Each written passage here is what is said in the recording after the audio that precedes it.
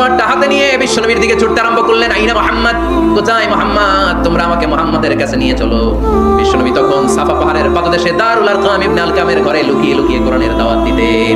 ওমরে ফারুককে পাগলের মতো ছুটে আসতে দেখে বিশ্বনবীর চাচা হামজা ইবনে আব্দুল মুত্তালিব বলল, নবী আপনি পালান, ওই যে খাত্তাবের বেটা ওমর আপনাকে অপমান করার জন্য, আক্রমণ করার জন্য তেড়ে এসেছে। সাহাবীরা বললেন, নবী আপনি পালিয়ে যান, আমরা সামাল দেব।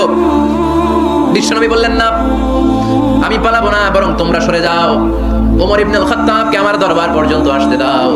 আমার তো মনে হচ্ছে ওই যে তাহাজ্জুদের নামাজ শেষে চোখের পানি ছেড়ে যে আমি আল্লাহর কাছে দোয়া করেছি, আজকে আমার ওই দোয়াটা কবুল হতে শুরু করেছে।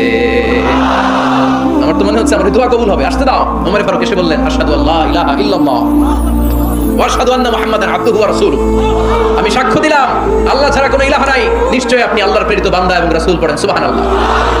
ওমর ফারুক যখন কালিমা শাহাদা পড়ে মুসলমান হয়ে বিশ্বনবীর হাতে হাত রাখলেন, মুসলিম সাহাবীদের মধ্যে খুশি আর আনন্দের বন্যা বয়ে গেল। মুসলিম হাতে গোনা সাহাবারা আল্লাহর প্রশংসা করলেন। বিশ্বনবী সাইয়েদনা ওমর ফারুককে জড়িয়ে ধরলেন।